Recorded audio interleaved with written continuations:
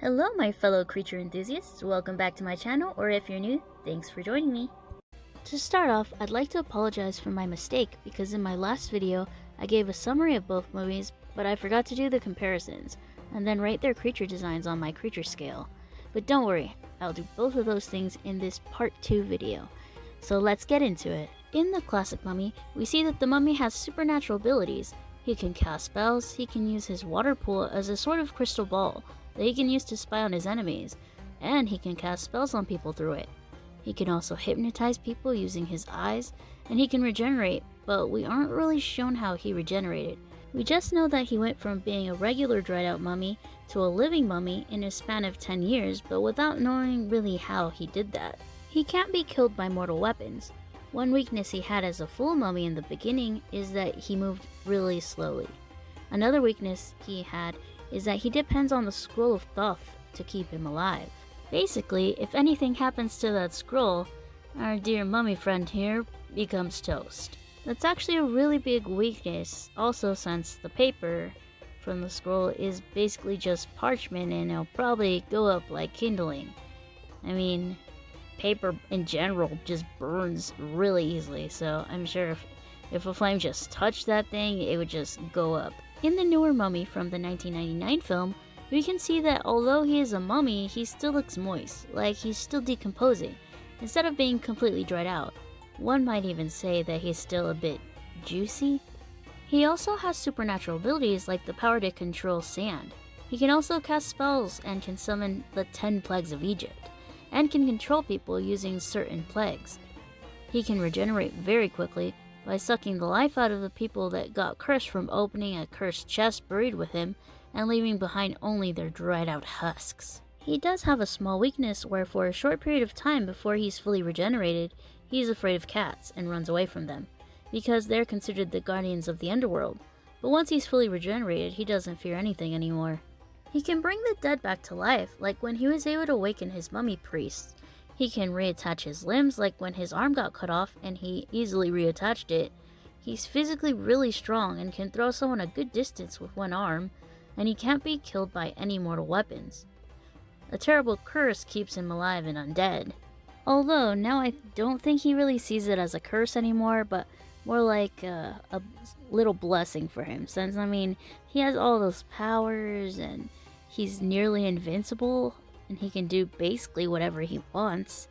So I feel like he sees it more like getting leveled up. In terms of creature design for the classic mummy, I give it a rating of 3 creature claws out of 10. Although I do like the mummy's design, this lower rating is mostly due to the fact that we don't get to see much of him as an actual mummy. We only get to see his actual creature design only in the very beginning of the movie for a very short period of time. I personally would have liked to see him in his mummy form for longer, to build up the horror aspect of the creature some more, and to be able to see how he transformed. As for the newer mummy from the 1999 film, I give his creature design a rating of 8 creature claws out of 10. I liked this mummy's creature design because it had more of a horror feel to it, and we got to see him as a mummy for a good amount of time, while also being able to see his transformation, and how he got from point A to point B in terms of becoming fully regenerated, and seeing the extent of his supernatural abilities. As a bonus, here's an interesting fact I realized while watching both movies. If you watch the classic mummy first and pay close attention to the dialogue, then watch the newer 1999 mummy film after, you'll notice that some of the lines, word for word from the original movie, were used in the newer one.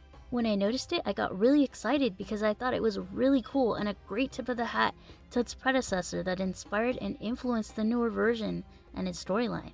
I know that it's technically a remake, but in my opinion, every remake or retelling of a story, whether it's a movie or story in general or anything else that's inspired by something or someone else, it's its own entity, because it's being done in a different way or a different perspective or a different context, and that's what makes it unique. That's what brings it to life in another way, and that's what I love most about movies in general, and what I love about creatures and monsters, because in a sense, in each retelling of their stories, it changes a bit, and it's like they're infinite. It's like they live so many different lives.